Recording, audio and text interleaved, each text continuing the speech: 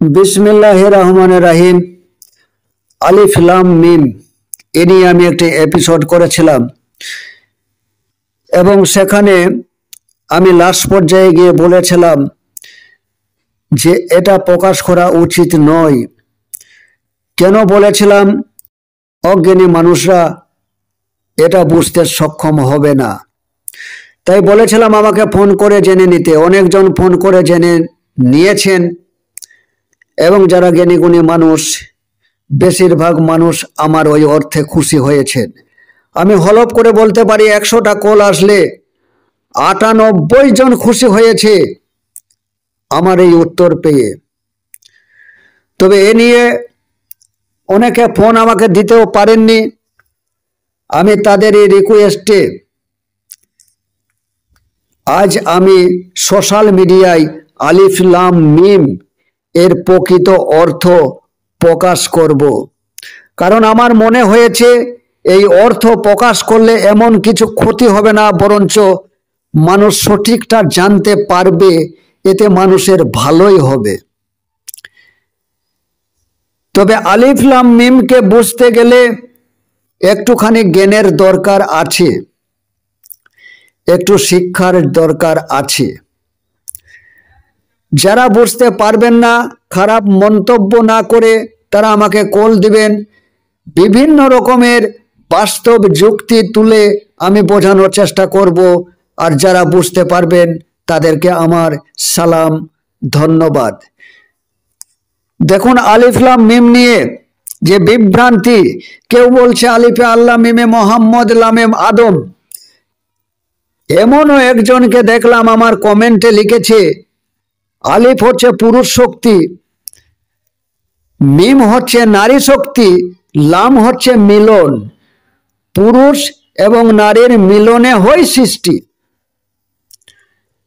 ওনাকে আমি কি বলবো যে দেখুন, সৃষ্টি আলাদা, জন্ম আলাদা। এই মিলনের মধ্যে দিয়ে যে যৌনাঙ্গের মাধ্যমে জনন প্রক্রিয়ায় যাহা আসে তাহার হয় জন্ম, সেখানে সৃষ্টি তত্ত্ব নাই। জননদ্বারের মধ্যে দিয়ে যা আসে তা হচ্ছে জন্ম, আর সৃষ্টি হয় জ্ঞান দিয়ে। জননদ্বারের মধ্যে কোনো সৃষ্টি তত্ত্ব নাই। এই ভাঁওতা সমাজে, এই অন্ধবিশ্বাস সমাজে আজ বড় চারা দিয়ে উঠেছে। দেখুন, এর আগেও আমি বলেছি আলিফ লাম মিম সৃষ্টিতত্ত্ব। সৃষ্টিতত্ত্ব কেমন ভাবে আমি আপনাদেরকে আজ বোঝানোর চেষ্টা করব। তবে যারা অত্যন্ত জ্ঞানী এবং অত্যন্ত উচ্চ শিক্ষার মানুষ, তাদেরকে বেশি বোঝানোর দরকার নাই, তারা খুব সহজে প্রথমেই বুঝে যাবেন। আর যারা বুঝতে পারবেন না তাদের জন্য আরো আমি কিছু উপমা নিয়ে আসার চেষ্টা করছি। আলিফ লাম মিম এর অর্থ, আলিফে হচ্ছে জ্ঞান, লামে হচ্ছে জ্ঞাতা, মিমে হচ্ছে জ্ঞেয়। এই জ্ঞান, জ্ঞাতা, জ্ঞেয় আমার মনে হয় উচ্চ শিক্ষিত ব্যক্তিরা বুঝতে পারছেন।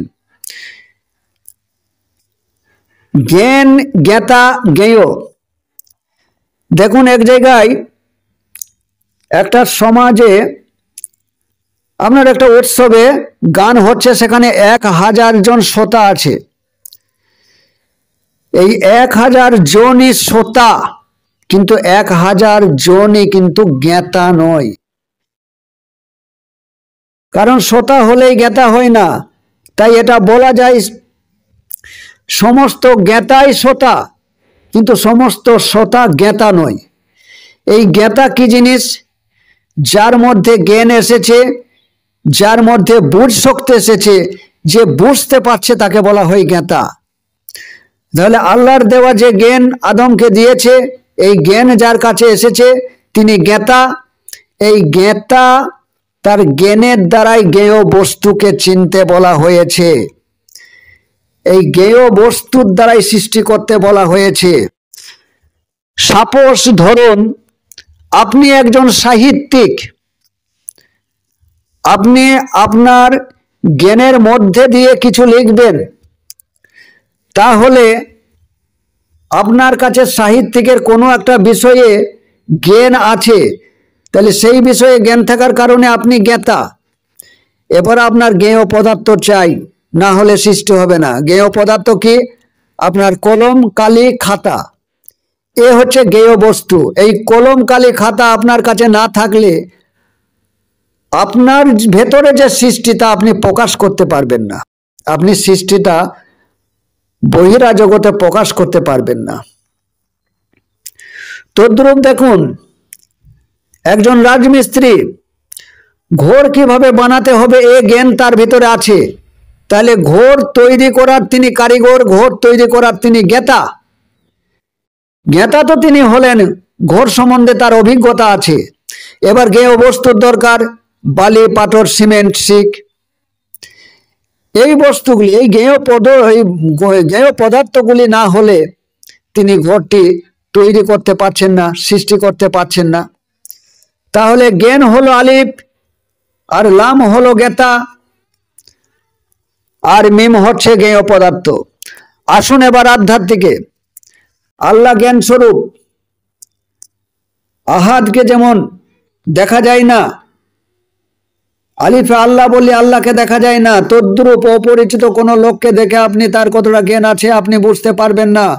অর্থাৎ ওই আলিফই হচ্ছে জ্ঞান। আসলামের কাছে, আদমের কাছে আল্লাহ কেবলমাত্র আদমকেই জ্ঞান, অর্থাৎ নিজেকে বোঝার জন্য আল্লাহ যে জ্ঞান দান করেছে, আমি জ্ঞাতা হয়েছি আমাকে বোঝার জন্য, আমার এই দেহকে বোঝার জন্য। আমার এই দেহটাই হচ্ছে মিম। মোহাম্মদ মা আমেনার গর্ভে জন্ম নিয়েছিল, তিনার ভৌত দেহ ছিল। এই ভৌত দেহ হচ্ছে মিম, এই ভৌত দেহ হচ্ছে মোহাম্মদ। আপনার নিজের এই দেহটিকে আপনি বুঝুন। আপনি তো কেবলমাত্র দেহ নন, আপনি তো চেতনা। পশু পাখি কীটপতঙ্গ তারা কেবলমাত্র দেহ, তাদের চেতনা থাকলেও খুব সামান্য, যত সামান্য, যা চোখে ধরা পড়ার মতো নয়। আপনার চেতনার সঙ্গে মিশ্রিত আছে আপনার জ্ঞান এবং বিবেক, কিন্তু পশুদের দেহে তাদের দেহ আছে, কিন্তু ওই দেহে জ্ঞান বিবেক নাই। তাহলে আপনার দেহ এবং পশুর দেহের মধ্যে তফাৎ কিছু নাই।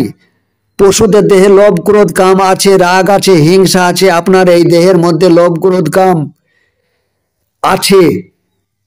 আপনাকে এই দেহটাকেই বুঝে নিতে হবে, এই মোহাম্মদকেই বুঝে নিতে হবে, এই জ্ঞেয় বস্তুকেই বুঝে নিতে হবে।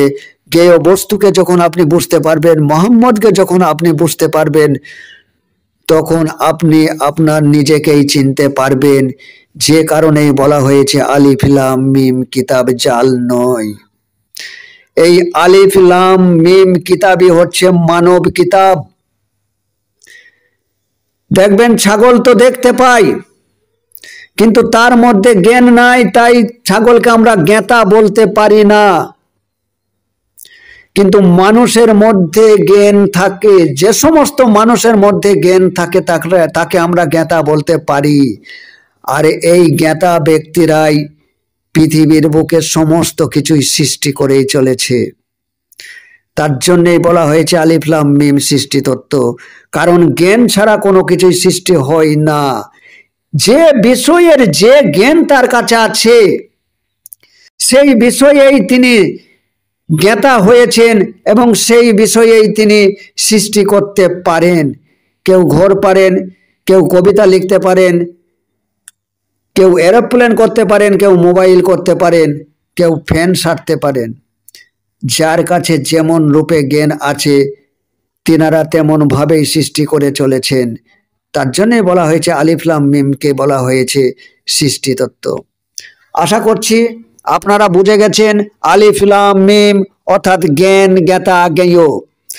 এই জ্ঞান আপনার ভেতরে আসুক, আপনি জ্ঞাতা হন এবং জ্ঞেয়কে আপনি চিনে ফেলুন।